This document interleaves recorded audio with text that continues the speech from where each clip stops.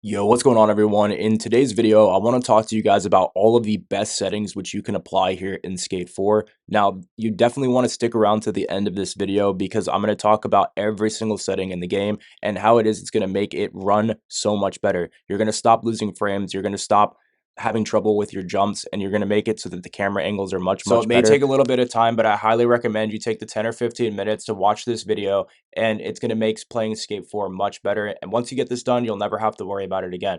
Now, if you guys are new to the channel, be sure to subscribe. I make a ton of skate videos helping you guys out with just about everything that I can possibly think of, so you definitely don't want to miss out on these advanced guides. So this game is extremely technical, which for a skating game is exactly what you want, but for newcomers, it's actually been a big downside. A lot of people have been hating on the game, but you have to realize that this is the realistic version of a skater. It is not an arcade game, but turning on these settings will definitely make it a lot easier for everyone to play.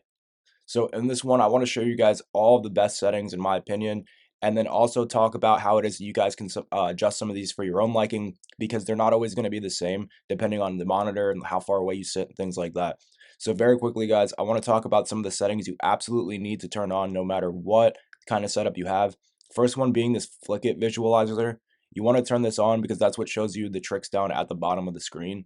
So you want to keep that turned on so that way you can see what tricks are being activated. This is going to help a lot, especially if you're trying to learn the tricks and how the game actually tracks your analog movements, because if you get the wrong trick to pop, you can look down below and see exactly what happened.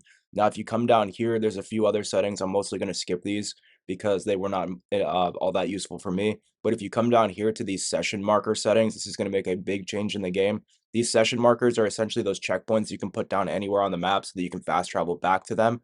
But there's a few little things you can do to change these around.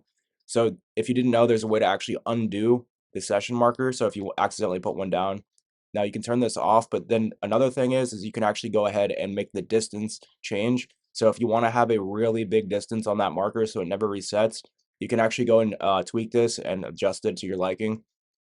Now, the big thing for these next ones are pretty game changing because I was able to turn off the pedestrians and turn off the traffic. Now, the pedestrians at first were kind of funny, but the traffic is just downright annoying if you're trying to do tricks and you're trying to land in the street and the traffic's constantly running you over. So you can just completely turn that off, which is amazing. Now, you can actually make it so people can't teleport to you. So sometimes if you're just trying to get some private tricks in, you can go ahead and turn that on. And then finally, there's this quick gesture setting, which I went ahead and turned on. What this is going to make it you able to do is so you can emote on your board without having to go and do a full emote. So if we take a quick look here, you can emote, as you guys know, but you can do it while skating too. If you turn this setting on, you can just simply tap L1 and you won't have to go and do additional button presses just to go and do this. So it's going to make making clips a lot easier as well. Now, if you go deeper into the settings, you have that V voice assistant that's constantly making comments and talking. You can actually turn this off as well if you don't want to deal with listening to that anymore, because it actually does get a bit annoying after a while. So as you can see here, your gameplay V comments, you can go ahead and disable those because it honestly just gets a little annoying with her popping on all the time. You can also turn off the licensed music if you really want to. Now, there's some more settings that actually make the game a lot better, and it's going to make it run better as well, a lot smoother. You're going to stop dropping frames. So if you come in here and you go on your onboard camera, you want to turn the shake intensity to 0, and on the offboard camera, you want to turn that to 0 as well.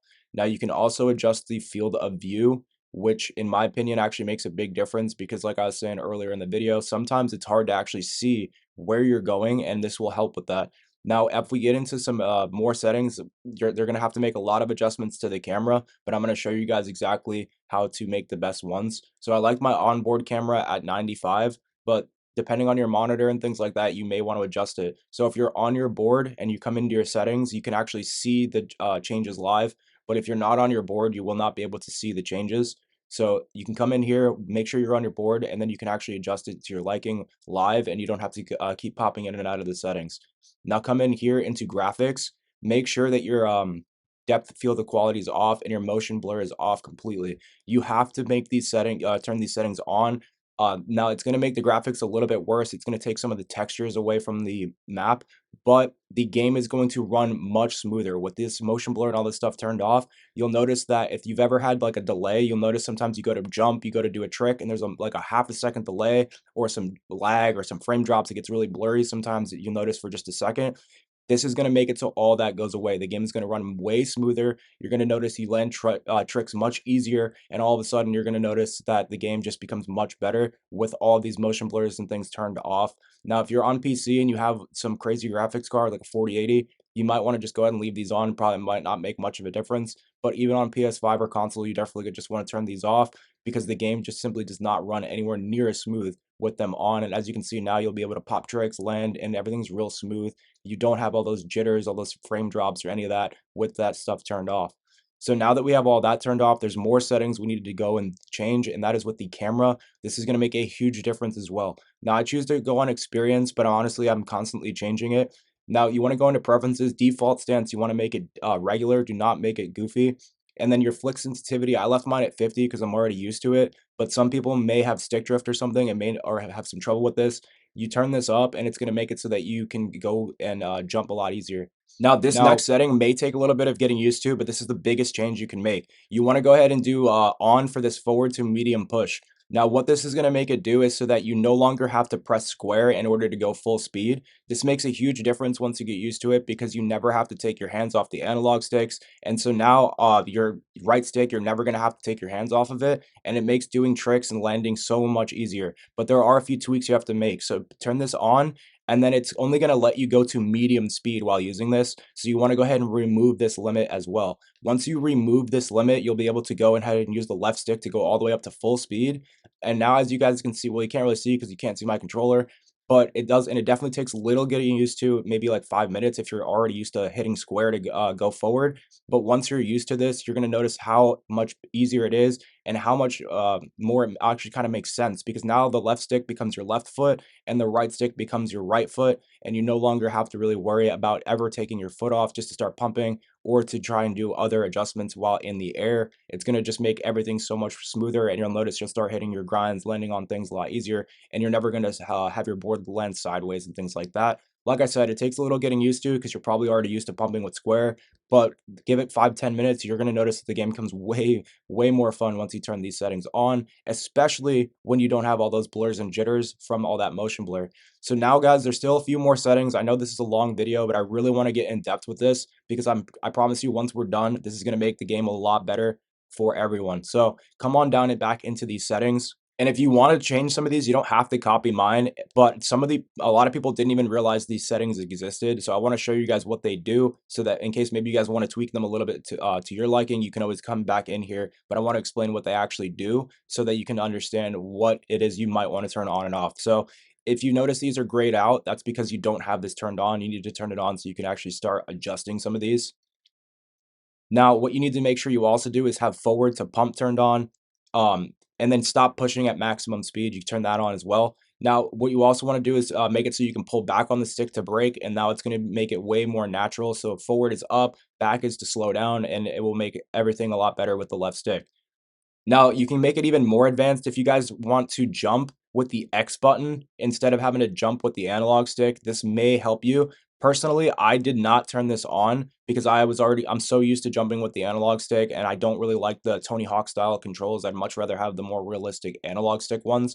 But if you want, you can come in here, you turn this on, jump button to Ollie, and then you want to look at your controller because it says to press X to jump, but depending on your controls, it might be square. As you can see, though, you can swap this around at the bottom. It says swap square and X. But as you can see, you turn jump button to Ollie on. Now you look at your controller on the right side. You no longer have to jump while flicking the stick. Now, personally, I kept this off because, like I was saying earlier, we don't really want to be taking our finger off of the right analog stick because it makes landing the tricks harder and a lot less seamless. So with this turned on, you'd have to go back to actually jumping with that right finger. So you might want to just keep this turned off like I did. Now, there's still a few more settings that we can adjust, but you'll notice that once all these are turned on now, the game's going to become a lot more seamless. Now, you want to come back in here and go into your stance settings. Now, this is a big deal too, especially it was a big deal for me because as being right-handed, anytime that the camera's on the left side of my board, it honestly just does not feel normal to me. And all the tricks, you actually have to do the backwards motion for the tricks and things like that because now the game is on a left-handed mode. So if you ever want to change your camera angle from the left shoulder over to the right shoulder, I'm going to show you guys how you can do this. I'm also going to show you guys how you can change your camera from being all the way down at the bottom of your screen to having a much wider angle so that you guys can actually see where you're going, because this is a big deal for me. I could never honestly see where I was going. So come in here to the assist tab now. You want to go ahead and turn up your grind assist a little bit. Do not turn it up too much though, because otherwise your character is going to start to like basically become a magnet for the rails and for the grinds, and it can become extremely annoying. Now, what you want to do is turn the fall height to 2. What this does now is makes it so that when you're falling from higher distances, you're no longer going to crash out. You're actually going to be able to land. I don't know why this is even a setting in the game, why you would want to make this harder on yourself, but go ahead and turn that fall height back up to 2. And you want to go ahead and turn the friendlier wipeout threshold on, just so that you can make the game a lot more fun. You won't be wiping out anywhere near as much. This helps a lot when trying to do challenges. Now, if you're just trying to do clips, make montages and things like that, you might want the harder settings, but when you're just trying to get through and you want to just simply get the challenges done, you definitely want to have these turned on. Now, I've also had a lot of people talking about how the pop height settings were an issue. You can actually come in here and change that so that the minimum jump distance is a lot higher. This way, if you ever have tricks you're trying to land, but you're going really, really fast and you can't seem to manage to get that extra distance from the jump, this is because you don't have that pop height turned on, that minimum pop height. So sometimes you have to hold the button down longer, but when you're going really, really fast, you don't have enough time to register that hold. So this is going to change that. I've had a lot of people on PC said they had problems with this, so I personally haven't, but if you're on PC, you really may want to mess around with those pop height settings. Now, if you come here, it says flip tricks catch assist. You can turn this on as well. This way, when you're doing a flip trick, you can never crash. It will actually automatically land no matter what. You can also turn on this enable semi-auto pumping. What this is going to do is going to make it so you can get extra distance on your jumps without having to actually press the button to do it. So it's going to just automatically give you guys that extra boost out over the ramps. Now, I may actually go and adjust some of these, but if you ever want to not have to worry about going over curbs and things like that, you ever find they're hard to see sometimes, and you can get stuck on like the little inch of a curb and fall off your board. You can actually completely turn these off so that you're going to automatically go over curbs, and you can automatically caveman as well. So this is when you're jumping into a ramp. If you want to just have your guy automatically pull the board out and land, you can turn this on. Now, personally, I turn this off because I kind of like the having to get the timing down for myself, and I don't want to have too many assists on, otherwise the game actually will no longer become as fun. But you can even go in here and start to adjust your off-board settings. Make sure that you're actually taking a look and that you're making changes to the onboard settings, and then you can also make changes to the off-board settings as well. So you can automatically start mantling item objects when running over them and things like that, and it makes climbing and doing the parkour a whole lot easier. Now, you also want to make sure that you have these wallies turned on. What this does is if you ever jump towards a rail, but you have enough speed to actually just continue driving or rolling right over it, you can turn this on, and that now you no longer have to worry about that. It's going to make it so you can just ride right over, and you don't even have to worry about doing the jump either if you turn that off. Now, you can also make sure you have all these turned on as well. You want to come down to the bottom here, and there's only a few more settings we want to change now, but I want to show you everything that I have. And then we can get into the camera and advanced camera settings. Now, these honestly make a huge difference in the game as well, because now you're finally going to be able to change the camera angle from the right side to the left side. You can change your camera angle from the skateboard to having a further camera angle back, and I'll show you how all these work. So what you want to do is you actually want to turn these follow strengths down. This is going to make it a lot easier when going at high speeds and when trying to do challenges. Now, when you come in here, you can also adjust your field of view as well. And you want to make sure that when it says maintain camera distance, you actually turn this off. The reason why is because with this turned off, now your FOV settings will actually go into play. And then the camera offset, if you're ever having trouble with your character getting in the way, you can change this and it'll actually move your camera from left to right. That way you no longer have your character blocking your angles, and you can actually see where the rails and jumps are. Now, you'll be able to tweak these for onboard and offboard, and there's also a few settings in the advanced camera which you kind of have to tweak as well to make all of this make a lot of sense. But what these turned on, now we can get our camera angles to go from the left side of our character to the right side of our character, and then we can, I'll show you guys here in a second, but we can make our camera go down to our board and then back up to our character as well. So it's actually a lot easier to see and a lot easier to get these tricks down, especially when you turn off motion blur in combination with these settings. So come over here to the advanced one, switch side controls, and dynamic side switching. You want to turn off dynamic side switching, because at least personally I did. Side switch makes it so you can just do this manually, and then the dynamic one makes it so it's automatic. Now the camera height controls you can enable, and then you also want to go ahead and, again, like I was saying, shake intensity 0, and then come on down here, and there's a few more settings to change. Now the high speed effects, that's only going to come into play when going down ramps. I keep that on because I actually kind of like to notice when my character is kind of reaching that caution level of being going too fast. But what you want to do is you can turn in this collision offset. You can turn that up so you don't crash as much. And there's just so many. There's honestly so many settings, but then you just get into the offboard ones. But as you can see here, now that we're in here, we can click L3 to have left and right shoulder camera angles. So anytime that you're going into a jump, you can actually swap your camera from the left side to the right side. And then let's say you're going in for a grind or something, or a manual, you can click R3 and it's going to bring your camera down to your board. So you have much, much better camera angles and you can actually see what you're doing. Or if you're going for clips or highlights, you can actually zoom in onto the skateboard itself and show the flips and things that you're doing, as you can see right here.